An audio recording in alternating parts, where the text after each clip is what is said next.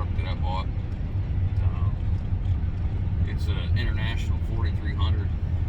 It's got a DT 466. It's got an automatic, air braked, under CDL, and it's a 24-foot box. It's an old Penske truck. One thing that's really attractive about this truck is the box is 102 inches wide to the outside and 103 inches tall. Those are very desirable boxes for people to use. You know, a lot of the expediters and stuff like that, they gotta have 102 wide, and they need that extra height. It's got a problem with the engine. It runs rough. It's got some blow by. You know, it needs some work, but it's fairly low miles. We're gonna go out here and get it paid for and show you what it is. All right, so here it is. It is a 04 International 4300. It's got 160 on the miles. It's an air brake truck, automatic transmission. This is an Eaton Fuller auto. Problem with it is it's got a blown head gasket. It's got a nice air ride seat. Get the paint off of it.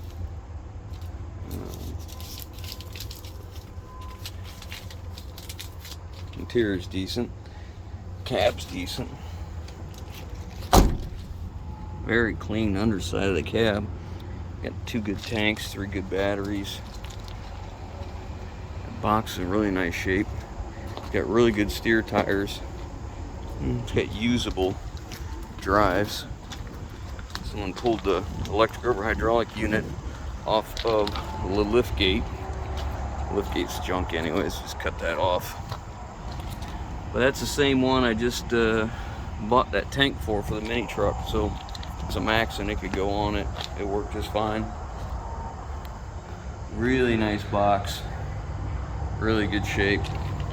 Usually the bad part of the box is right in here above the wheel wells, the I-beams. Boy, this is really nice. Yeah, this box is very good shape. Frame's really clean. Drive shaft's still in it. Brakes aren't caged. Yeah. It's got a blown head gasket. It's enough that it's mixing coolant in the oil, and we won't drive it. We'll just have it towed.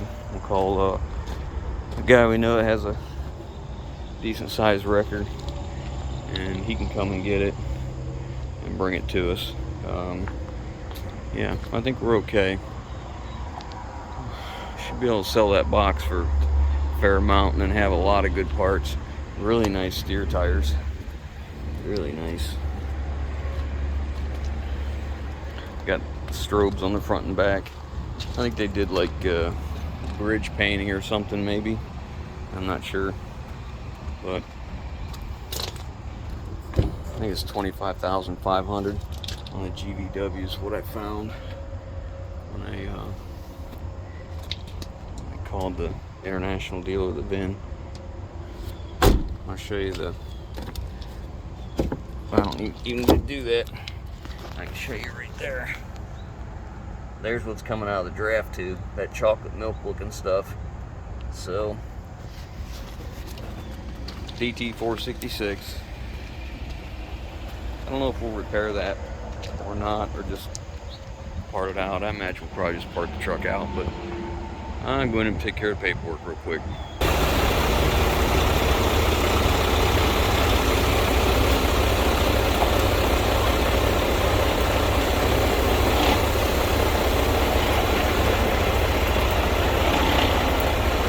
That's what I need right there is Zach lift.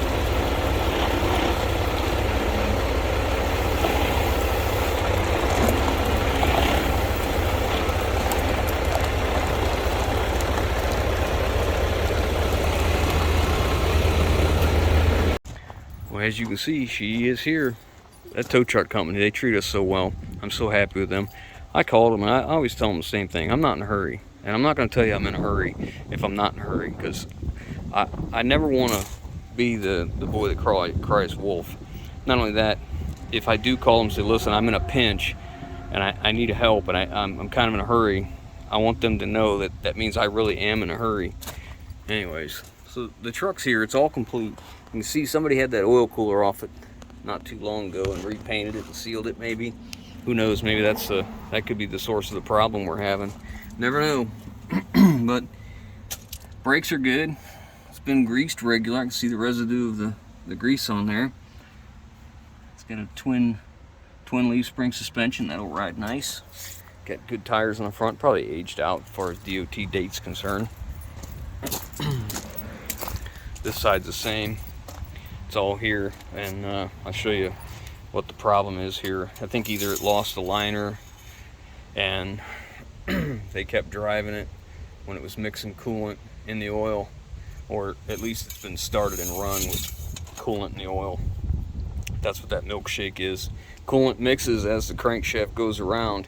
When it does that, you lose your lubricant quality. So when you lose a lubricant quality to the oil, it's very easy for that to wipe out the bottom end of a motor. So the likeness of this motor will need major work is pretty good. And I think this tank's empty. But anyway, so it could be liners, head gasket, head, oil cooler. That's just a few possibilities. You see, that's a really good tire there. Brakes are good there still. Recently greased. Nothing's wearing funny. You know, yeah, the cab's not rusty up there. It's not leaking. The box is in really nice shape. The cab is so clean. You just can't get over how clean this thing is. But one drawback to it to me, one thing is it's got an Eaton Fuller automatic. It's not an Allison. So here's a better look at that Eaton transmission.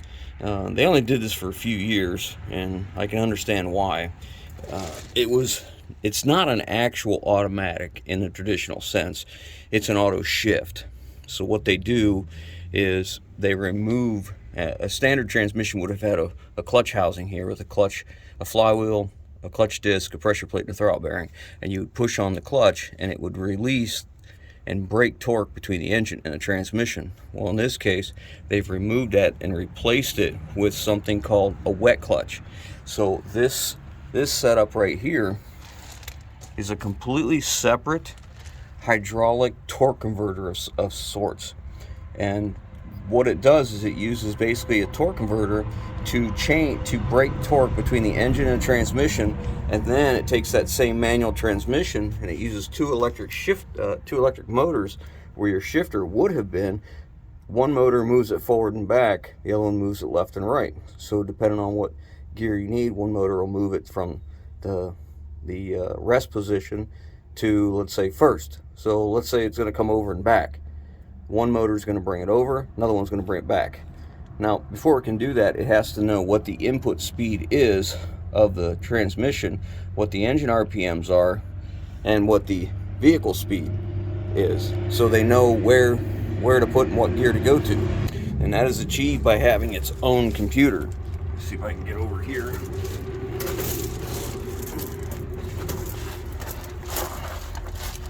So this is a better look at the wet clutch here. I mean, it has its own fluid level. You know, this fluid is separate from that fluid, and this is just your standard manual transmission that's been adapted. So here's the ECM that controls it. This is where a PTO would be mounted. I'm assuming they use that for some type of fine gear movement or slowing down of the transmission, because we don't have a clutch brake.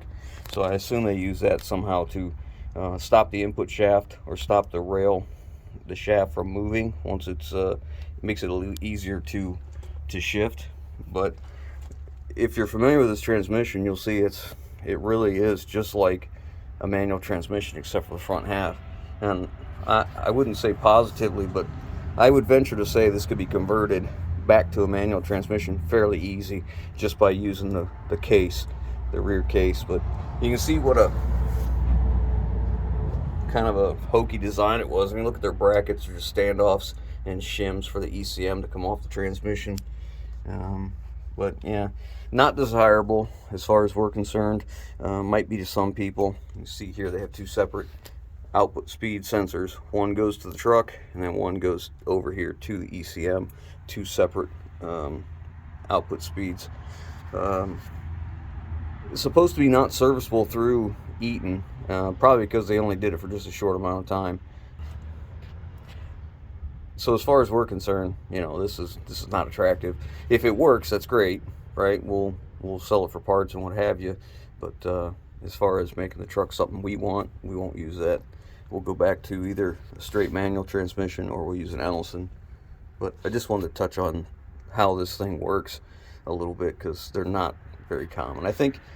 I don't remember what year they started, but I think they only ran them just for a couple years.